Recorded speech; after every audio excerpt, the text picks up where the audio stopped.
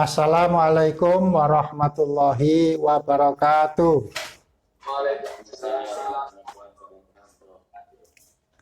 Marilah terlebih dahulu kita buka pertemuan ini dengan sama-sama membaca basmalah. Bismillahirrahmanirrahim.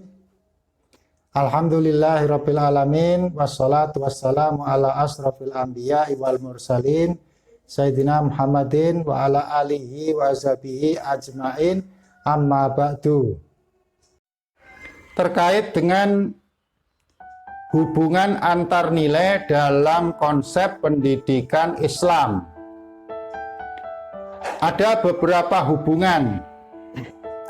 Misalnya manusia dengan Allah, maka nilainya itu yang terbentuk adalah ubudiyah dan istikhlaf.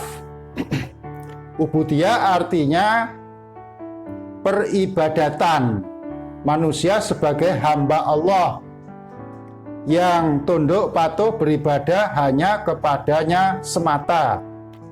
Iyyaka na'budu wa iyyaka nasta'in. Sesungguhnya kepadamulah kami ya Allah beribadah, dan sesungguhnya hanya kepadamulah kami ya Allah memohon pertolongan.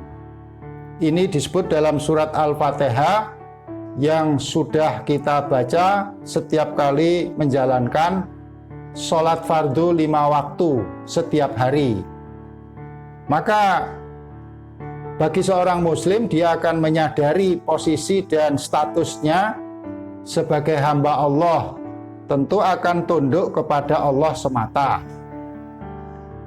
Yang kedua, nilai istikhlaf, yaitu menjadikan manusia sebagai pengganti khalifah di muka bumi ini. Artinya adalah pemimpin, wakil, dan tentu saja tugasnya adalah memakmurkan bumi. Pengertian pemimpin di sini jangan salah paham, nanti Anda mengira hanya dalam bidang politik saja, karena kalau itu nanti akan dipermasalahkan atau terjadi perdebatan. Menjadi khalifah di sini maksudnya tidak lain adalah memakmurkan bumi. Sebagaimana firman Allah dalam surat Al-Baqarah ayat 29, ya kurang lebih sampai ayat 30, tentang penciptaan Nabi Adam dengan fungsi sebagai khalifah. Allah berfirman, inni ja'ilun fil ardi khalifah. Sesungguhnya aku hendak menciptakan khalifah manusia, ya, yang berfungsi sebagai pemimpin, penguasa, pemakmur bumi.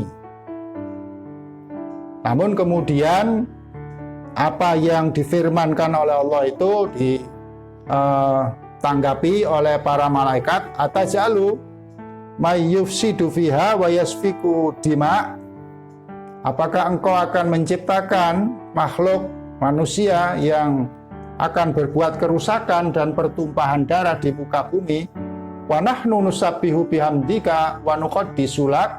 Padahal kami para malaikat sudah bertasbih dan memahasucikan engkau, wahai Allah. Lantas kemudian terjadi dialog, dan terakhir Nabi Adam itu diberi pengetahuan dengan mengenal nama-nama benda, karena keistimewaannya memiliki akal pikiran. Lantas para malaikat diperintahkan untuk sujud menghormat kepada Nabi Adam, bukan sujud dalam pengertian menyembah, beribadah. Para malaikat pun melakukan perintah Allah dengan bersujud kepada Nabi Adam. Namun iblis menolak dan merasa sombong karena dirinya diciptakan dari api, sedangkan Nabi Adam diciptakan dari tanah. Bagi iblis, api lebih mulia daripada tanah. Maka dia menolak untuk sujud. Akibatnya iblis dikutuk, dilaknat, sampai hari kiamat dipastikan tempat tinggalnya di neraka. Itulah makna dari istikhlaf, yaitu menjadi pemakmur bumi, khalifah. Kemudian nilai yang kedua adalah antara manusia dengan masyarakat. Yang terbentuk dalam hubungan sosial tersebut bagi manusia adalah melakukan kerjasama, ta'awun, dan berbuat adil, adalah, serta ihsan, kebaikan. Dalam ayat Al-Quran, keadilan dan ihsan ini digandengkan, disebut jadi satu.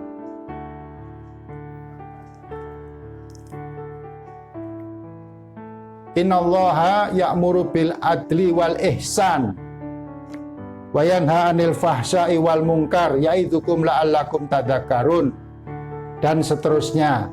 Ayat ini sering dibaca oleh khatib ketika hendak mengakhiri khutbahnya, yang artinya secara singkat maknawi disebutkan sesungguhnya Allah itu memerintahkan kepada kalian untuk berbuat adil dan ihsan. Jadi nilai keadilan dan ihsan ini tidak lain dalam hubungannya dengan sesama manusia atau di masyarakat. Lawan dari berbuat adil adalah zalim atau aniaya. Kalau kita mengabaikan keadilan, yang terjadi adalah kezaliman. Kemudian nilai yang ketiga adalah hubungan antara manusia dengan kehidupan di dunia ini. Apa itu nilainya? Tidak lain adalah ibtila atau ujian. Manusia hidup di dunia ini menjalani ujian. Siapa yang berbuat baik akan mendapatkan balasan kebaikan. Siapa yang berbuat jahat akan mendapat balasan kejahatan yang setimpal. Wa may ya'mal misqala dzarratin khairan yarah. Barang siapa yang beramal kebajikan meskipun sekecil biji sawi, pasti dia akan melihat balasannya nanti. Wa may ya'mal misqala dzarratin syarran yarah.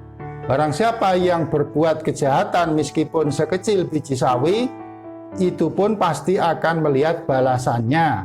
Baik balasannya itu instan ketika masih hidup di dunia, maupun balasan di akhirat nanti.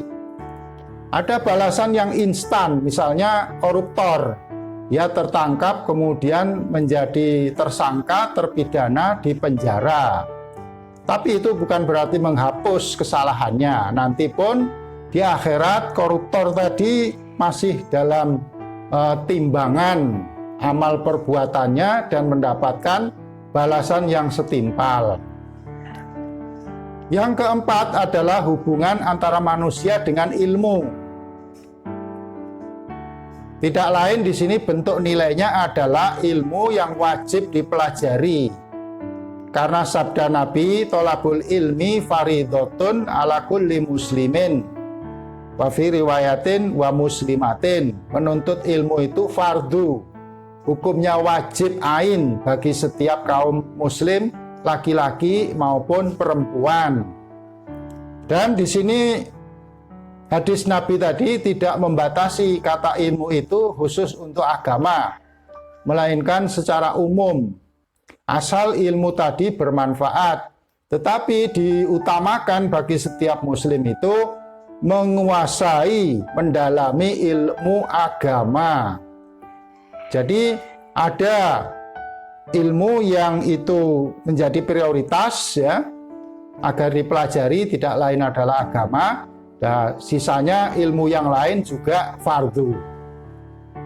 Ada yang kifayah, yaitu kalau sudah dipelajari atau dikerjakan oleh orang lain menjadi gugur kewajibannya.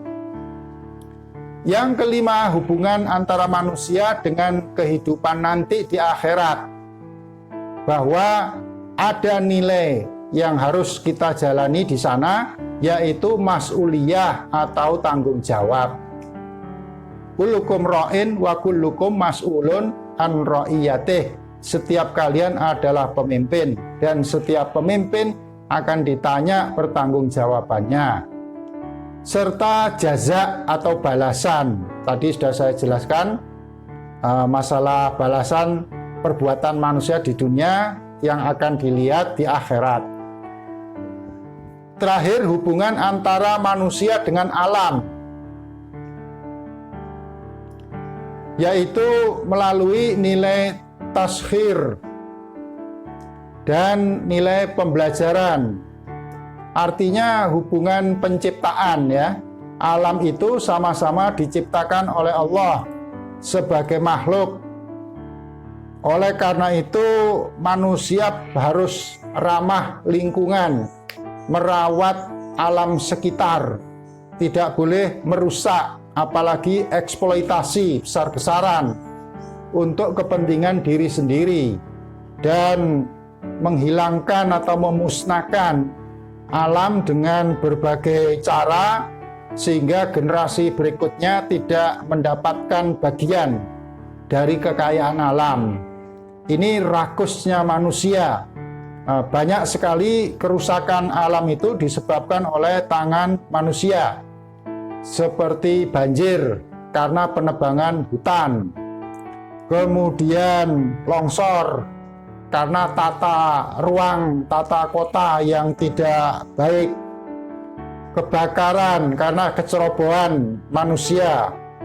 Begitu pula dengan peperangan yang bisa merusak budaya dan juga penduduk di sekitar, warga setempat. Ini adalah kerusakan di alam yang disebabkan oleh tangan manusia.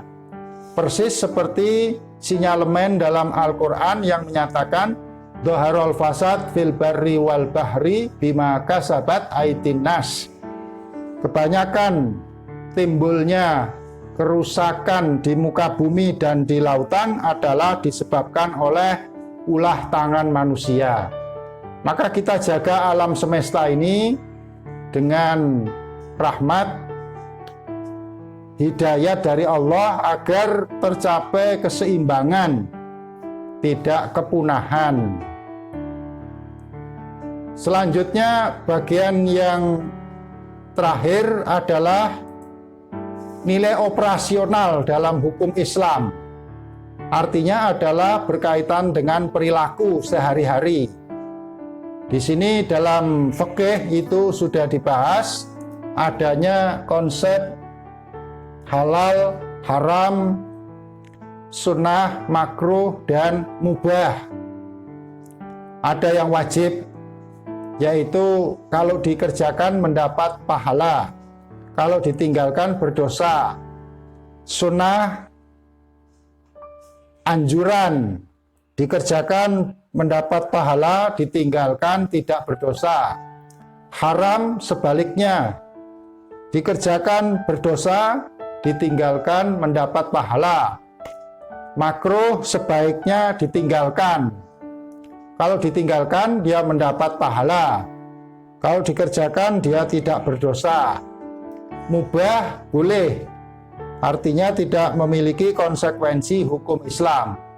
Nilai-nilai seperti ini kita jumpai dalam konsep fikih, tetapi diterapkan dalam pendidikan Islam, yang mana konsep ini tidak ada atau tidak dikaji di dalam pendidikan non-Islam. Seperti di Barat itu tidak mengenal konsep seperti ini, karena nilai operasional hukum Islam yang saya sebutkan 5 macam tadi itu adalah berdasar dari wahyu, tuntunan agama. Sedangkan nilai-nilai yang dikembangkan dalam pendidikan Barat itu sepenuhnya adalah nilai-nilai kemanusiaan saja. Seperti orang yang